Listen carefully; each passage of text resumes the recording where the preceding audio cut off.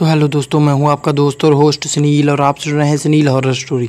कहानी को देखने से ज़्यादा सुनने में मज़ा आता है, तो अपने हेडफोन लगा लीजिए दोस्तों। आज की पहली कहानी का नाम है भूतिया कुत्ता।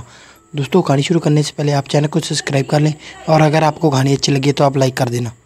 दोस्तों, आज मैं आपको जिस घटना या कह सकते हैं जिस हॉरर इंसिडेंट्स के बारे में बताने जा रहा हूँ, वो घटना कुछ साल पहले मेरे मामा के साथ हुई थी।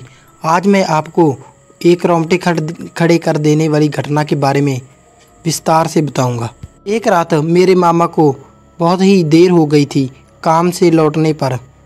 वो काम कर कर घर लौट रहे थे। आमतौर पर मामा हर रोज़ जल्दी घर आ जाते थे, लेकिन एक रात को कुछ काम ज़्यादा ही होने की वजह से वो शायद इसलिए लेट हो गए थे। तभी मेरे मामा ने फ़ोन कर कर हमें पहले ही बता दिया था कि आज मुझे घर आने में थोड़ा लेट हो जाएगा। जब मेरे मामा जी घर की ओर आ रहे थे तो तभी अचानक उन्हें एक घुंघरू की आवाज़ सुनाई दी। जब वो पीछे मुड़ के देखे, उन्हें दिखा कि एक काला कुत्ता खड़ा है जिसकी आंखें बिल्कुल लाल थी और उसके पैरों में घुंघरू बांधे हुए थे।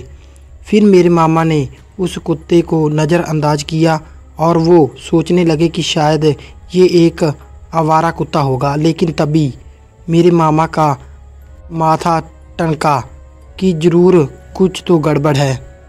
इतनी अंधेरी रात को आखिर मेरे मामा का पीछा वो कुत्ता क्यों कर रहा था, और वो भी बड़े ही अजीब तरीके से। जब उन्होंने फिर से पीछे मुड़कर देखा तो उन्हें दिखा कि वो कुत्ता उन्हें गुस्से से और शैतानी निगाहों से देख रहा है और ऐसा लग रहा था कि वो आज ही वो कुत्ता उनकी जान लेगा। तभी अचानक से वो कुत्ता मेरे मामा की ओर आया और उन्हें देखकर गुस्से से भौंकने लगा। उस कुत्ते के मेरे मामा की शर्ट और पैंट पकड़ ली और उन्हें खींचने लगा। मेरे मामा की अपनी आंखें बंद कर ली और भगवान का नाम लेने लगे। उसके बाद उन्होंने अपनी आंखें खोली तो उन्हें देखा कि वह कुत्ता वहाँ नहीं था, वो वहाँ से गायब हो चुका था। तब जब तक मेरे मामा घर तक नहीं पहुँचे तब तक वो साईं बाबा का नाम लेते रहे। जब वो घर पहुँचे तो उन्होंने खरोचों के बारे में पूछा गया तो उन्होंने झूठ बोल दिया कि वो रास्ते में गिर गए थे, जिसकी वजह से उन्हें चोट लग गई, ताकि वो घर वाले ज़्यादा परेशान ना हों और घर वालों से डांट खाने से भी बच गए। इसके कई साल बाद मेरे मामा ने इस घटना के बारे में हमें बताया किस तरह एक कुत्ते ने उनका पीछा किया और उसके पीछे पड़ गया और उन्होंने भगवान का नाम लेकर किस तरह उस कुत्ते से जान बचाई। तो दोस्तों, ये थी पहली कहानी। दोस्तों, दूसरी घटना जो हुई थी ये मुझे एक सब्सक्राइबर ने भेजी है। तो दोस्तों, ये घटना आज मैं आपको बताने जा रहा हूँ। ये उसके मामा के साथ लगभग 40 से 45 साल पहले घट चुकी है। तब उसकी शादी नहीं हुई थी और वो डरावनी बातों पर विश्वास भी नहीं करते थे, जब तक कि उनके साथ एक डरावनी घटना नहीं हुई। तो दोस्तों, एक बार मेरे मामा ने पुणे, भारत के महाराष्ट्र में शहर में अपनी वेचदी बाइक से घूमने का फैसला किया और वो घूम ही रहे थे कि उन्होंने देखा कि रात होने लगी है अब धीरे धीरे और ये वक्त अब घर जाने का है। फिर उन्होंने घर वापस जाने के लिए बाइक मोड़ ली और घर की तरफ तेज़ी से जाने लगे। जब वो घर की तरफ जा रहे थे तब वो एक शमशान घाट के पास से गुजरे। तभी अचानक उसे महसूस हुआ कि उसकी पीछे की सीट पर कोई बैठा है और उन्हें पीछे से कसकर पकड़ा हुआ है। वो बहुत बुरी तरह से डर गए थे और चिल्लाने की कोशिश कर रहे थे, लेकिन चिल्ला नहीं पा रहे थे और उन्हें तभी पीछे से किसी की शैतानी हंसी सुनाई दी। फिर भी उन्हें आराम से बाइक चलाई और जल्दी ही वो गांव में अपने घर की तरफ पहुंच गए। तभी दोस्तों, रास्ते में उनके एक दोस्त ने उससे पूछा कि अरे, तुम्हारी पीछे सीट पर ये खूबसूरत लड़की कौन बैठी है? ये तो बहुत ही खूबसूरत है। मेरे मामा ने बहुत ही डर गए थे। उनको लगा शायद आज के बाद ये उनका आखिरी दिन है। तभी अचानक से उन्हों को एक विचार आया और वो अपनी बाइक एक मंदिर की तरफ ले गए, जो मंदिर थोड़ी ही दूर पे था। जैसे ही वो मंदिर के पास गए, तब उन्हें एहसास हुआ कि जो कोई भी उसके पीछे थी सीट पर था, अब वो वहाँ नहीं है। तभी उन्होंने किसी की चिल्लाने की आवाज़ आई या सुनी। फिर वो थोड़ी देर बाद मंदिर के पास रुका और भगवान का नाम लिया। फिर वो घर के तरफ वापस चले गए। कई साल बाद उन्होंने इस घटना के बारे में हम सभी को बताया कि इस घटना से वो कितने डर गए थे। बाद में मेरे मामा के एक चौकीदार वाली सच्चाई का पता चला। जिस बाइक थी से मेरे मामा पुणे गए थे, इस बाइक पहले एक्सीडेंट हो गया था और उसके महिला की उस घटना में दर्दनाक मौत हुई थी, जिसका भी बाइक था। जिसके बाद से बाइक तो भूतिया हो गई। उन्होंने बताया कि उन्होंने अपने दोस्तों को भी इस बाइक से चलाने से मना कर दिया था, लेकिन उन्हें इस बात का अंदाज़न कर दिया था कि वो उसे हंसने भी जब भी कोई बैठता है उस पर वो आत्मा फिर से आती है। लेकिन अगर वो बाइक भूतिया थी तो वो खूबसूरत लड़की कौन थी जिसके बारे में उसके दोस्त ने उसे बताया था? क्या उसके पीछे कोई खूबसूरत लड़की थी या कोई चुड़ैल? तो दोस्तों ये थी दूसरी कहानी। तो दोस्तों तीसरी कहानी का नाम है बड़का भूत। ये कहानी मेरे एक अंकल की है, जिसका एक बार सामना तूफ़ानी रात में एक बड़का भूत से हो गया था। मेरे चाचा एक दर्जी हैं और उनकी दुकान हमारे घर के बिल्कुल सामने है। जैसे वो तो अब सिलाई नहीं करते। ये कहानी तब की है जब वो सिलाई करते थे और उनकी दुकान पर एक अंकल काम करते थे जिनका नाम था जोगदार राज। वो वहाँ पार्ट टाइम जॉब करते थे।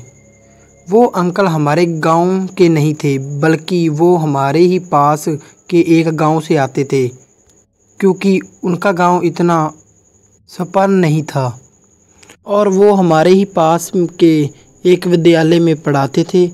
वह अपने खाली समय में हमारे ही गांव के दर्जी का काम करते थे, क्योंकि एक तो उनके गांव में इतनी अच्छी व्यवस्था नहीं थी, अर्थात नौकरी की, और दूसरा इससे वो अपनी कमाई को लिए भी थोड़ा पैसे कमा लेंगे। उनको हमारे गांव से अपने गांव में जाने के लिए लगभग 45 मिनट लगते थे और वो अपने गांव पहुंचने के लिए सड़क से जाते थे। ये कहानी उनके ही सुनाई गई है उनके मुंह से। एक बार हमारे यहाँ बहुत तेज़ तूफ़ान आया था और उसके साथ हर बारिश भी हो रही थी। आसमान पर बिजली भी कड़क रही थी। उस दिन तूफ़ान थमने का नाम ही नहीं ले रहा था, क्योंकि अंकल शाम के समय अपने घर जाते थे। पर उस दिन तूफ़ान के कारण उनके सोचा कि थोड़ी देर बाद ये शांत हो जाएगा, तब घर चला जाऊंगा। पर तूफ़ान नहीं रुका। मेरे चाचा उसको बोले कि गजोदर, आज यहीं रुक जाओ, तूफ़ान बहुत तेज़ है, ये नहीं दुकान में सो जाना, कल अपने घर सीधे चला जाना। पर उन्होंने कहा कि नहीं भाई साहब, मैं चला जाऊंगा, इतना भी तेज़ नहीं है तूफ़ान, और घर में मम्मी पापा भी परेशान होंगे।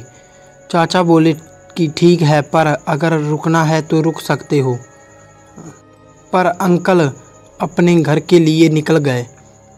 उनके निकलते ही तूफ़ान और तेज़ हो गया, बहुत तेज़।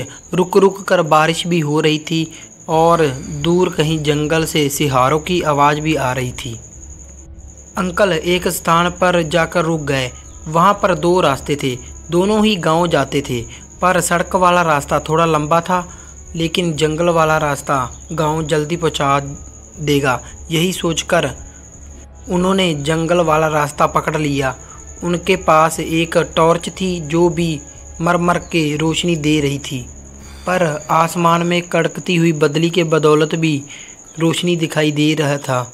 चलते चलते वो यही सोच रहे थे कि आज रास्ता ख़त्म होने का नाम ही नहीं ले रहा। तभी कुछ देर चलने के बाद उन्होंने एक आगे लंबी निगाह मारी। वो चलते चलते उनके रास्ते में एक आदमी दिखाई दिया। उन्होंने सोचा कि ज़रूर वो भी गांव जा रहा होगा। चलो, सफ़र का साथी तो मिल गया, पूछता हूँ। इतना सोचकर वो उसके पीछे जाने लगा। उसने गौर किया कि वो आदमी एक पैर से लंगड़ा के चल रहा था। साथ ही में उसका सर रास्ते के बाईं ओर जंगल के पेड़ों की तरफ था और उसकी गर्दन नीचे की ओर झुकी हुई थी। उसे एक विचित्र आदमी कहना ज़्यादा अच्छा होगा, क्योंकि उसकी हरकतें किसी भी तरीके से सामान्य इंसान जैसी बिल्कुल भी नहीं लग रही थी। ये सब अंकल ने उसके व्यवहार में पाया। अंकल उसके पीछे पीछे चल रहे थे और उसे कड़कती बिजली में मध्यम निगाहों से देख रहे थे और समझ पा रहे थे। उन्हें जिज्ञासा हुई कि ये आखिर कौन है, शायद वो गांव ही जा रहा हो। चलो जाकर देखा जाए, अंकल ने सोचा। उन्होंने अपनी टॉर्च चालू की ताकि उसका चेहरा देख सके। वो जैसे ही उसके पास गए और उसे पलटने के लिए कहा, वैसे ही उसकी टॉर्च बंद हो गई और एकदम से बिजली के कड़कने की आवाज़ उठी और बिजली की रोशनी में उसने उसका चेहरा देखा।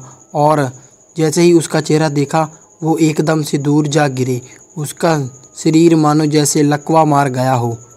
उन्होंने देखा कि अब तक जिसे गांव का आदमी समझ रहे थे, वो तो एक भ्रम था, क्योंकि ये कुछ और ही था।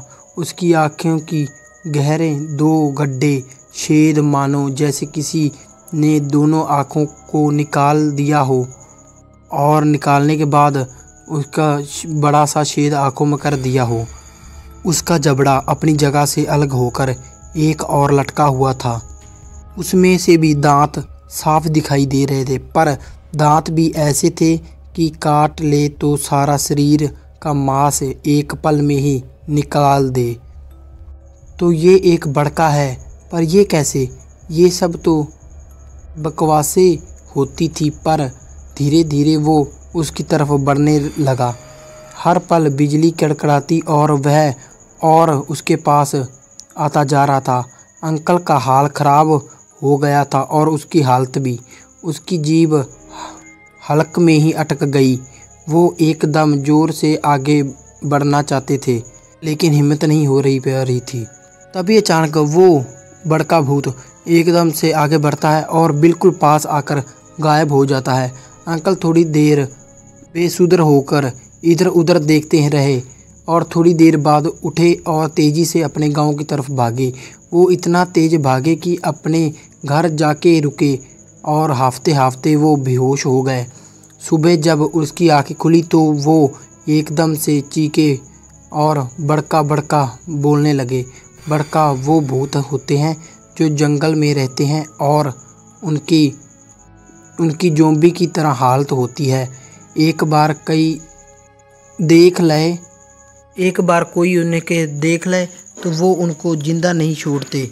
ये उनको देखने वालों के शरीर को नोच कर पाड़ कर रख देते हैं और उन्हें हड्डियों के समेत खा जाते हैं। ये बात जब उन्होंने अपने घर में और मुझे भी बताई तो मैं भी डर गया। उसके बाद उन्होंने कभी भी उस जंगल का रास्ता नहीं चुना। अब वो उस गांव में नहीं रहते, क्योंकि उनकी एक बहुत अच्छी जॉब लग चुकी है। उस दिन जो गदर अंकल जैसे जिंदा बचे, तो ये भी नहीं जानते कि कैसे जिंदा बचे, पर शायद उनके कुल देवता ने ही बचाया है, क्योंकि वो बेहोश ही अपने पास उनके माला पड़ी थी जो उनके गले में थी। तो दोस्तों, ये थी आज की कहानियाँ। लाइक शेयर कमेंट करके ज़रूर बता देना और इससे भी अच्छी अच्छी कहानियाँ लेकर आऊँगा। तब तक के लिए धन्यवाद। और कई बार मैं बीच में रुक जाता हूँ, तो उसके लिए मुझे माफ़ कर देना। मिलते हैं इससे भी डरावनी और ख़तरनाक कहानी में। लाइक शेयर कमेंट कर देना। तब तक के लिए धन्यवाद।